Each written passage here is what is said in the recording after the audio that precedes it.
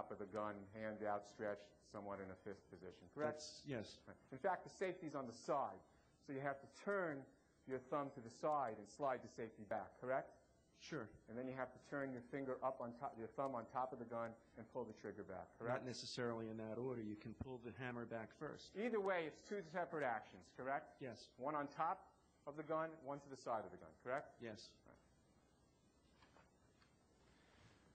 Now, 2 days earlier, 2 days prior to Trudy's death, you handed in your resignation, right? I think it was 3 days. November 28th? Yes. 3 days, you're right. November 28th, you hand in your resignation, you're going to California, right? Yes. You're going to stay with a Marine buddy, is that fair to say? Yep. And December 1st is your last shift, correct? Yes.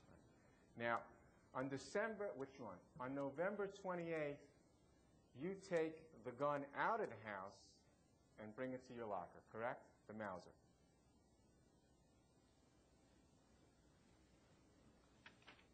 Yes. And on the last day of your shift, which one? On your last shift of your last day, December 1st, 1997. It's a very different day for you, right? Yes. Fair to say it's your last day on the job of your dreams, right? That's right. It's not an ordinary day. That's right. There's nothing about you cleaning out your locker and you leaving the job of your dreams that has anything with any other similarity to every other working day you had at the police force, correct? That's right. You packed up your entire personal belongings in a flight bag. Is that fair to say? Yes. There was nothing. What did you clear out of your locker? I had a radio. I had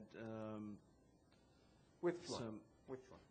There was nothing ordinary or habitual about clearing out your entire personal locker in the police department on December 1st, That's 1997 at 5:30 in the morning. That's right. There was nothing habitual about doing that, correct? That's right. And when you put the gun in that waistband, that wasn't out of habit either, was it? Yes, it was. In fact, you used to carry the gun in a detective's or waist holster. Isn't that correct? That's right.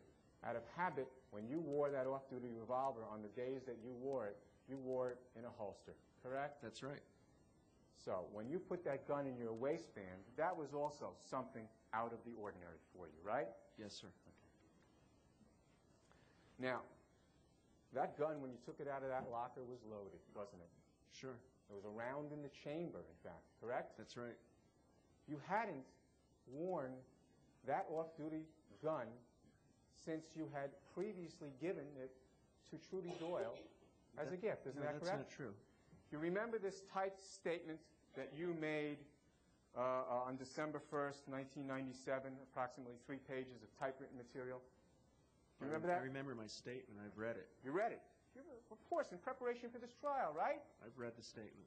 And would it be fair to say that that statement is fairly detailed about your activities both before December 1st and through December 1st and the death of Trudy Doyle? Would that be fair to say? There's detail, certainly.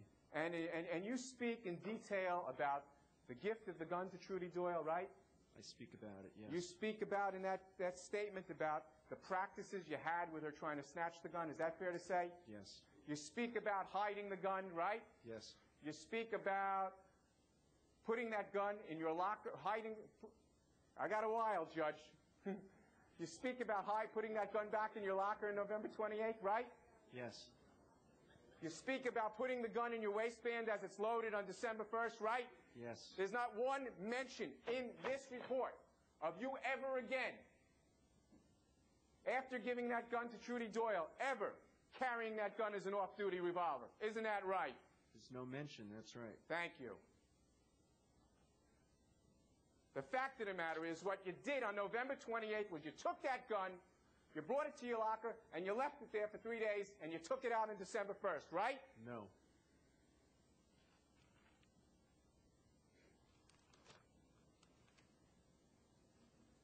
You go with that gun in your waistband, loaded with a gun in the chamber to the diner at 5:30 in the morning, right? Yes, sir. When you get there, she finishes her shift, withdrawn. Trudy Doyle finishes her shift the same time you finish yours, right? Approximately. You yes. regularly meet her there and you have coffee or breakfast, right? Sometimes, yes. On that day, you're leaving for California, right? Yes, sir. You're leaving the job of your dreams. You're leaving your children. You're never going to see them again, right? Of course I'd see them again. You're going to be 3,000 miles away. How often do you think you'll see them, Mr. Diamond? How often was I seeing them now? Mr. Diamond, when you moved 3,000 miles away, how often did you think you'd see them? About the same I was seeing them now. Which is zero? At that point, which was hardly ever. Okay. So you basically gave up on them, in your mind, to move to California, right? Am I right? No, sir, I did not give up on my children. And what you're doing, what you're hoping, what you're praying for, is that this woman is going to go with you. Isn't that fair to say? Sure. She's the woman of your dreams. Sure. And you go into that diner, and you sit down all by yourself, right? Yes, sir. And you sit down, and a gun is in your waistband. You don't move it out of your waistband as you sit there, right? That's right. And you sit there for at least half an hour, right? About. She's talking with the gals in the booth, right? That's right. You don't go up to her, right? No. You don't let her know you're there, right? That's right. You don't know if she knows you're there, but you think she looked at you, don't you? I thought so. And you're sitting there. And the woman of your dreams, she don't even give you a smile, does she, Mr. Diamond?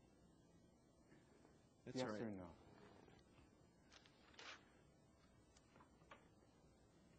And you see her, and she's going to the vestibule, and you think, she's leaving.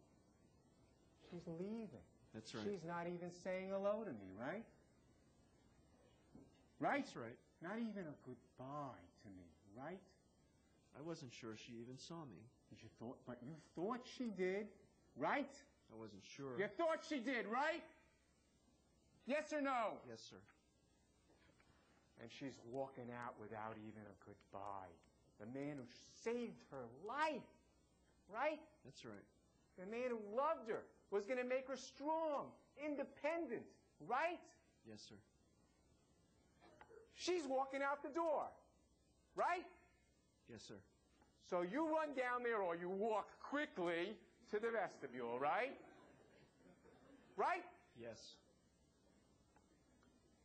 And when you get to the vestibule, you're a big man, you're over 6 feet tall, 200 pounds, right? Yes, sir. You stand in front of the one and only doorway back into that restaurant, right? That's right. And you see when you get there, she's not leaving at all. She's buying a pack of cigarettes, right? Right. Excuse me. And the door shuts behind you, correct? Yes, sir. And you know, while you're in that enclosed vestibule, nobody can hear what you're saying, right? Do you know that? I never gave it a thought. I have no idea. You know, when you're in that enclosed vestibule, that nobody can even see what you're doing because you're a big man and blocking the view from everybody in the restaurant, right? I never gave that a thought. You recall giving that statement back on December 1st, the one where you couldn't collect your thoughts? I might have. You might have what? I gave the statement. And in your inability to collect your thoughts, your inability to think, your inability to deliberate, you were able to say specifically, page 39, Counselor. I'm sorry, Judge. My dog ate my copy of You may. transcript. You may ask your question. Thank you. You said this.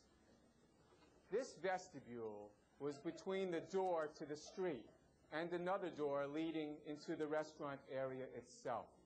This latter door was glass and shut behind me, so I doubt anyone could hear what was being said. Also, my back was to it, so anyone looking in would have a hard time seeing what was happening. Do you remember saying that on December 1st, 1997? Yes, I said that. That's something you never gave any thought to, correct? Yes or no? No. You just said that, right? Gave any thought when? Could you please tell me when you're talking I about? didn't ask when. When I asked you it 1 minute ago, I didn't point to any time in your life. You said you never gave it any thought, correct? At that time I when I asked was you in the to- vestibule. I didn't ask you then. I That's asked what you I thought. today. That's what I asked thought you were today. asking. I thought you were asking me if I gave it that thought when I was in the vestibule. Obviously, afterwards, I realized that, of course, no one could see me. Because Could see you had her. 9 hours to sit in that police station, collect your thoughts, deliberate, and tell that to the detectives, right? Yes or no? Yes.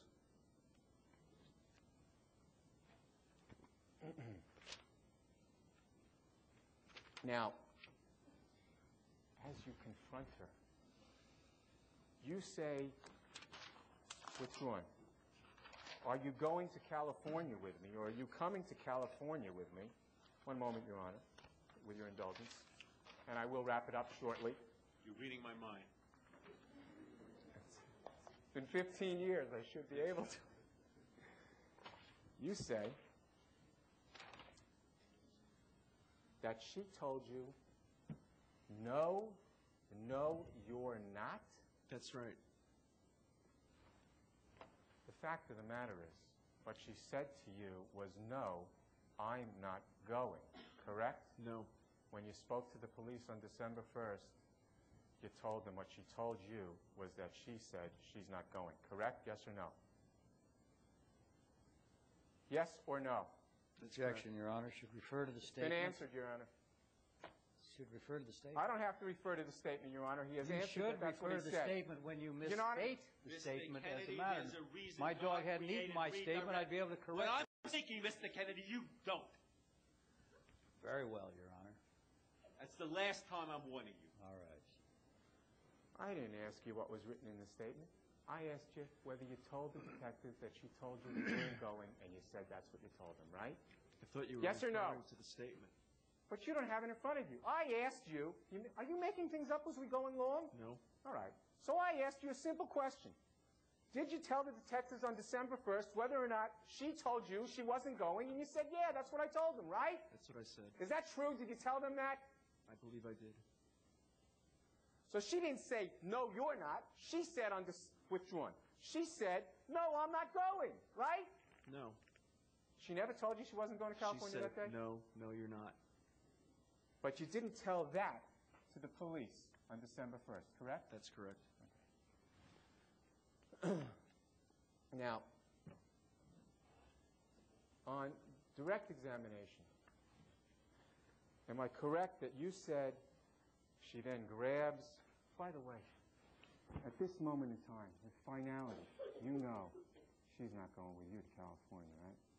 That's So- right. Is it fair to say that in that moment you were crushed? No. Weren't you heartbroken? Yes or no? I was disappointed. That's it? Another bad day at the track? Withdraw. She grabs for your gun out of your waistband. That's your story, right? Yes, sir. And in one motion, this is what you said on direct examination, in one motion, you hit the gun upwards and you grab it and it went off, correct? Yes. You grabbed it in one motion at the same time you hit it upwards, fair to say? Yes.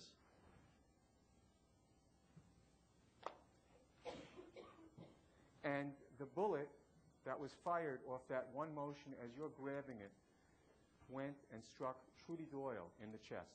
That's right. Well, I guess you must have grabbed it and turned it around. Is that right? Because the gun had to be facing her, right? The gun did turn around.